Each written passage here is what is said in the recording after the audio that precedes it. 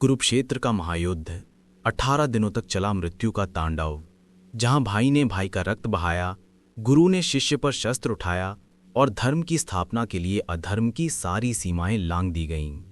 जब हम महाभारत के इस महाविनाश के बारे में सोचते हैं तो हमारे मन में कई सवाल उठते हैं। इसका जिम्मेदार कौन था? दुर्योधन की हठ, धृतराष्ट्र का पुत्र मोह या शकुनी के पासे? लेकिन दोस्तों, क्या हो अगर मैं आपसे कहूं कि इस महाविनाश की नींव इस युद्ध के बीज कुरुक्षेत्र में नहीं बल्कि उससे दशकों पहले हस्तिनापुर से दूर यमुना नदी के किनारे बो दिए गए थे। और इन बीजों को बोने वाली कोई और नहीं बल्कि कुरु वंश की राजमाता भीष्म पितामह की सौतेली मां सत्यवती थीं। एक मछुआरे की बेटी जो हस्तिनापुर की महारानी बनी, एक ऐसी स्त्री जिसकी महत्वाकांक्षा ने एक महान योद्धा को भीष्म बना दिया और एक महान वंश को विनाश के कगार पर लाकर खड़ा कर दिया। आज के इस वीडियो में हम इतिहास के पन्नों को पलटेंगे और जानेंगे सत्यवती के उस एक फैसले की कहानी जिसने कुरु वंश का भाग्य हमेशा के लिए बदल दिया। क्या वो एक मजबूर मां थी या एक महत्वाकांक्षी रानी? चलिए जानते हैं। कहानी उस समय की है जब हस्तिनापुर के सिंहासन पर महाराज शांतनु विराजमान थे।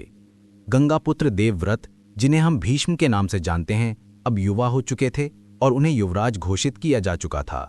देवव्रत सर्वगुण संपन्न थे, प्रजा उनसे प्रेम करती थी और हस्तिनापुर का भविष्य सुरक्षित लग रहा था। लेकिन नियति को कुछ और ही मंजूर था। एक दिन महाराज शांतनु यमुना तट पर विहार कर रहे थे। तभी उनकी नजर एक नाव खे रही अत्यंत रूपवान कन्या पर पड़ी। उसका नाम था सत्यवती। वो एक निषाद राज यानी मछुआरों के राजा दाशराज की पुत्री थी। शांतनु, जो वर्षों से अपनी पत्नी गंगा के जाने के वियोग में थे, सत्यवती को देखते ही उन पर मोहित हो गए। उनका रूप ऐसा था कि राजा अपना सुध बुध खो बैठे।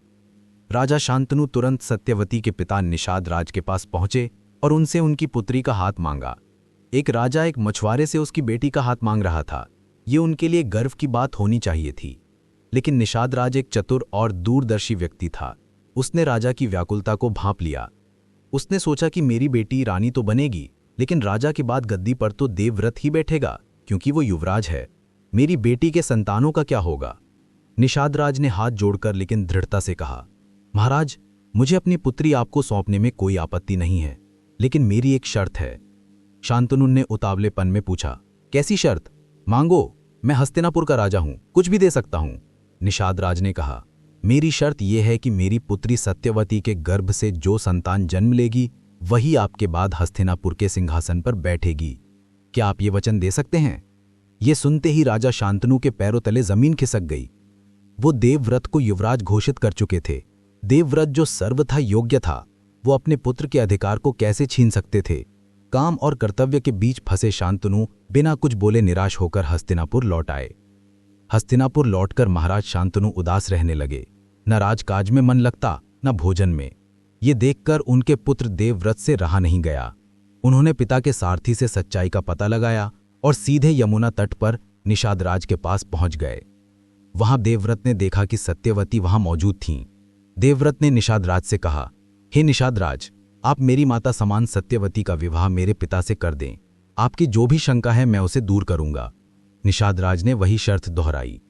युवराज, मुझे डर है कि आपके होते हुए मेरी बेटी के पुत्रों को राज्य नहीं मिलेगा, और यदि मिल भी गया तो भविष्य में आपके पुत्र उनसे उनका अधिकार छीन सकते हैं। मित्रों, ये वो क्षण था जिसने इतिहास बदल दिया। सत्यवती वहीं खड़ी थी। वो चाहती तो अपने पिता को रोक सकती थी, कह सकती थी कि उन्हें यह शर्त मंजूर नहीं, लेकिन वो चुप रहीं। उनकी ये चुप्पी ही उनकी महत्वाकांक्षा का प्रमाण थी। देवव्रत ने एक पल के लिए सत्यवती की ओर देखा और फिर आकाश की ओर हाथ उठाकर वो प्रतिज्ञा ली जिसे सुनकर तीनों लोग कांप उठे। देवव्रत गरजे, सुनो दाशराज, सुनिए माता सत्यवती, मैं गंगापुत्र देवव्रत आज ये प्रतिज्ञा करता हूं कि मैं जीवन भर हस्तिनापुर के सिंहासन पर नहीं बैठूंगा। आपके पुत्र ही राजा बनेंगे। निषाद राज खुश हुआ, लेकिन फिर बोला, युवराज, मुझे आप पर भरोसा है, लेकिन आपकी संतानों पर नहीं। कल को वे दावा कर सकते हैं। ये सुनकर देवव्रत ने अपनी दूसरी और सबसे भीषण प्रतिज्ञा ली, यदि तुम्हें मेरी संतानों का भय है तो मैं आज ये भीष्म प्रतिज्ञा करता हूं कि मैं आजीवन ब्रह्मचर्य रहूंगा। ना मैं विवाह करूंगा, ना मेरी कोई संतान होगी। अब तो तुम संतुष्ट हो? देवव्रत की इस भीषण प्रतिज्ञा को सुनकर देवताओं ने भी आकाश से पुष्प वर्षा की और कहा कि आज से तुम्हारा नाम भीष्म होगा। भीष्म ने एक पुत्र का धर्म निभाया, लेकिन सत्यवती ने क्या किया? एक सौतेली मां बनने से पहले ही उन्होंने अपने ही सौतेले बेटे के भविष्य की बलि ले ली। उन्होंने हस्तिनापुर को उसका सबसे योग्य राजा हमेशा के लिए वंचित कर दिया। ये वो पहला पत्थर था जो कुरु वंश के विनाश की नींव में रखा गया। शांतनु और सत्यवती का विवाह हो गया। शांतनु कुछ वर्ष सुख से जिए, फिर परलोक से धार गए। अब सत्यवती का सपना पूरा होने का समय था।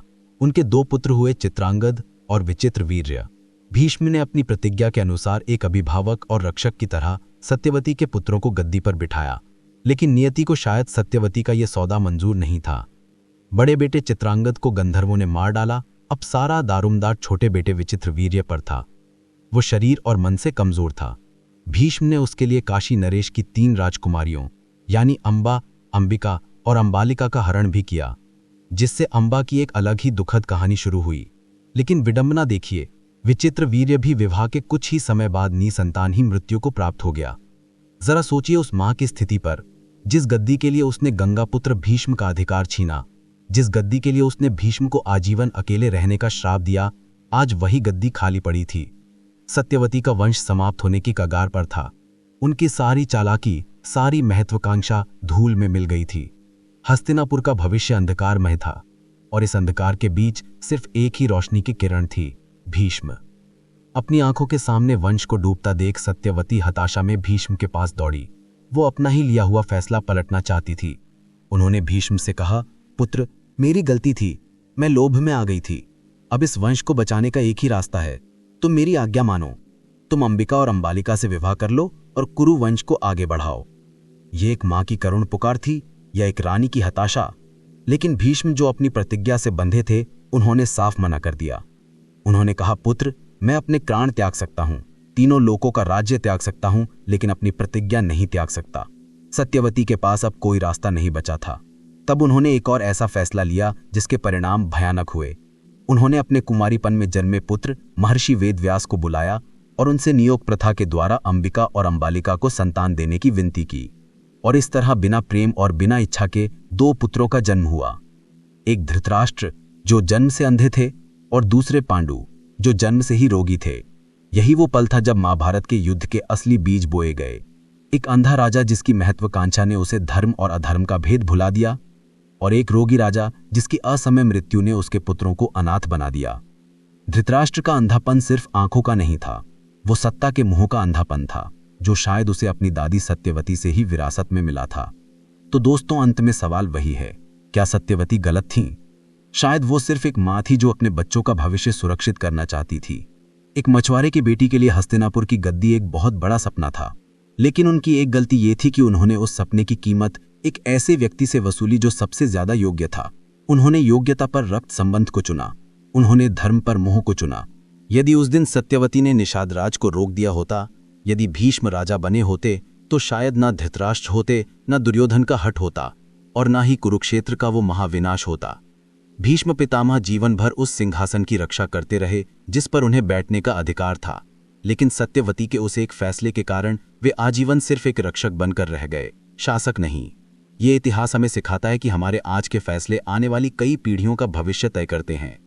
आपको क्या लगता है, क्या सत्यवती एक खलनायिका थी या परिस्थितियों की मारी एक बेबस मां? अपने विचार हमें कमेंट्स में जरूर बताएं।